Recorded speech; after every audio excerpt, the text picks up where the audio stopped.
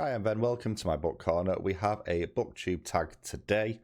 This is the How We Rate Our Books Booktube tag. I first saw this with Farrah over at Bookstalgic. I will link their video down below for you to go and check out. I really suggest that you do so. This tag video is basically talking about the way that we personally look at books and how we rate them if we're reviewing them or talking about them.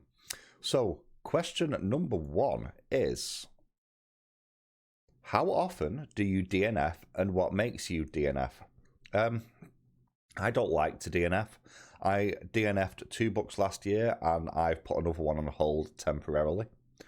And being a bad book does not make me DNF it.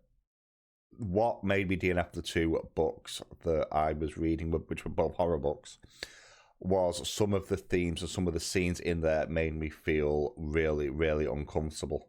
The one that comes to mind most to the forefront is when I was reviewing The Clown Hunt by Judith Sonnet, and there is the wishbone death scene, and that was a bridge too far for me personally. But I'm too stubborn to DNF a book normally, and both of those books, I should also add, objectively speaking, I think were very good, especially The Clown Hunt was an exceptional example of splatterpunk. But there were certain things in there that just went beyond the level that I wanted to read, and it made me feel pretty shitty, if I'm completely honest. And that was the aim of the book. It did its job. But I will still read a bad book just out of stubbornness, just so I can say that I got to the end of it. I should probably work on that. So for question 2, I'm actually going to do, this is very wobbly today, I'm actually going to do question 6 next, and it'll make a bit of sense as I move into the rest of the prompts. Do you use half-star ratings? And I actually use quarter-star ratings, mainly because I think the 5-star rating system has a flaw in it, where the gap between a 1-star and a 2-star and a 2-star and a 3-star, realistically, there's too much gap between those ratings. And I think that quarter and half-star ratings give a bit more nuance than just a straight 2-star, 3-star, 4-star, 5-star system. So that's for me personally. I do round up, so if it receives a 0.5 or more, it gets rounded up to the star above. If it gets a 0.25, it gets rounded down. So on Goodreads, you'll tend to find that my average star rating will be higher than what it is on Storygraph, for example. Next up, do you ever give a 1-star rating? And I have done twice, and both for slightly different reasons. To hit a 1-star, it needs to fail on all 4 of my review pillars of story, characters, world building, and presentation. But it needs to be almost actively trying to be bad at all of them. Or, as is the case of one of the 2 books, it needs to be what I see as so morally deprived, which is obviously unique to me, but it needs to hit something that I feel is actively problematic and dangerous in my mind. So, for example, things that promote violence or sexual violence or abuse, things like that, I will automatically, if I feel that's what it's promoting and glorifying in particular, that will, unless there's an underlying message there that's far more relevant and positive, that will get dropped down. Other than that, it needs to be terribly written, a terrible story with characters that I just don't want to read about in a world that has no depth. And it takes something special to hit all of those. It literally has to cause an almost visceral emotional reaction. Pretty much the inverse of what a 5-star is to me. Although in many ways it is quite similar, it's just the exact opposite.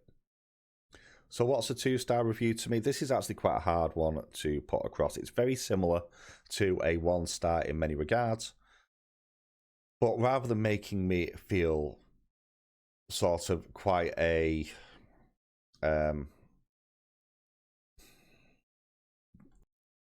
so what is then a 2-star review for me? And very few books do actually fall down to a 2-star, even rounded down as a rule of thumb for me. Generally speaking, it's not too dissimilar to a 1-star review, except I don't feel viscerally angry at the end of it. I just feel a sense of apathy. Generally speaking, books that fall into the 2-star category for me will, more often than not, fail at both the characters and the world building. Story I tend to be a little bit more forgiving of, because generally speaking, all stories fall into a set group of tropes and you've seen them all before somewhere. But for me, the story is generally driven either by the world it's set in or the characters. And if both of those feel uninspired or dull and boring, it will generally fall into a 2-star for me. The only time that the story ever really plays into this is if it works the other way around and the story and the characters are reasonable, not necessarily good, but the story, it feels like it's a story set for different characters or a different world, so the characters in the world sort of stand out from the story in a way that doesn't quite match up. So what does 4-star mean to you? And basically for me, a 4-star book to me is a book that anyone can pick up and enjoy. So even if, for example, you're not a fan of fantasy, you could pick up this fantasy book and you would still have a good time with it. And the main reasons for that tend to be that either the characters are incredibly well done and consistent as well throughout and tell an interesting story through their perspective, or the world is that engaging and deep and thought out and acts in service to the story being told. And then both of those points will then be wrapped up with some very, very competent storytelling and narrative tricks in terms of presentation. It's very rarely, or it's almost never going to be the world building and the characters together that drive something into 4-star. That's a topic for the next one. But it'll generally be a story and characters or story and world building that drives something into a 4-star for me. Something for a non-genre fan to latch on to keep them engaged within the tale being told.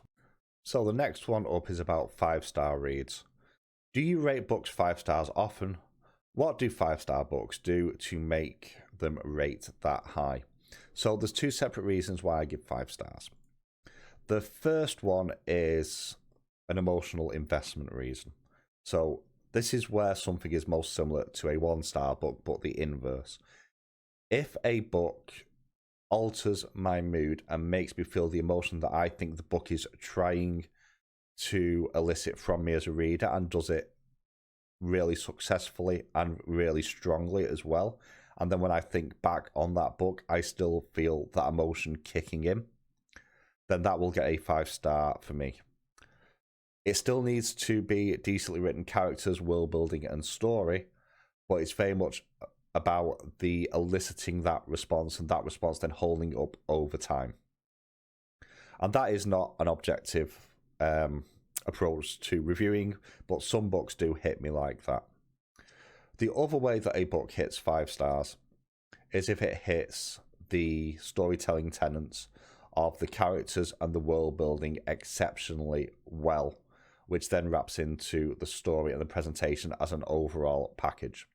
So an example of this would be a deep and engaging world where the characters feel like they belong, that go on a journey where you can put yourself into their point of view and it makes sense, and they have proper character growth throughout a story that makes sense for the characters, that what they're going through and the world that they're in, that is then presented in such a way that makes it exceptionally engaging and difficult to tear yourself away from.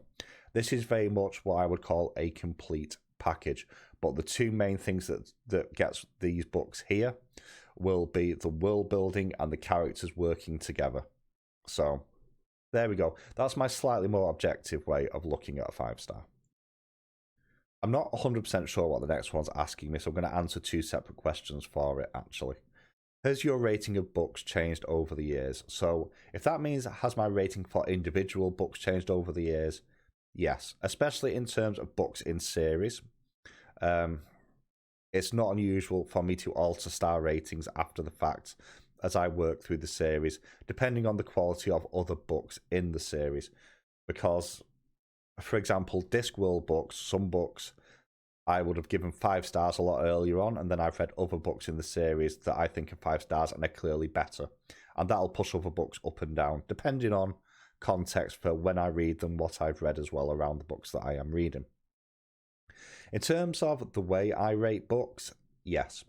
And it's not consistent by genre either. So the weighting that I give to each of the pillars does vary a little bit. So, for example, for a contemporary fiction book, for world building, it will not sit as high in terms of priority for me for the world building if it's set in, say, modern day UK, because I already know the world. It doesn't need to do the heavy lifting there. Whereas for a fantasy book, the world building will sit far higher up.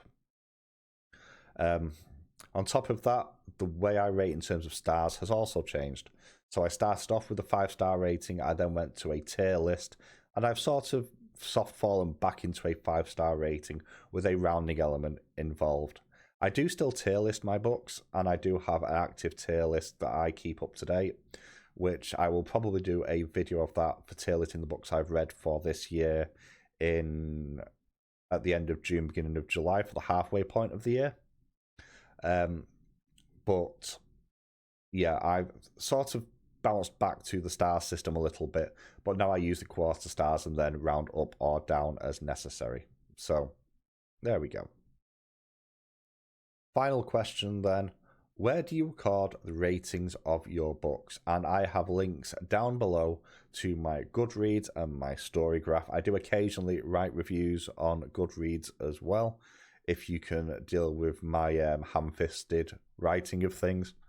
I record them there. I don't keep reading journals or anything like that. I have tried, I have failed. It's a bit like note-taking for me. Note-taking and journals are for other people. So there we go. But that is my slightly chaotic approach to how I rate books. I'd love to know how you rate yours. Let me know in the comments below. I'll catch you all soon.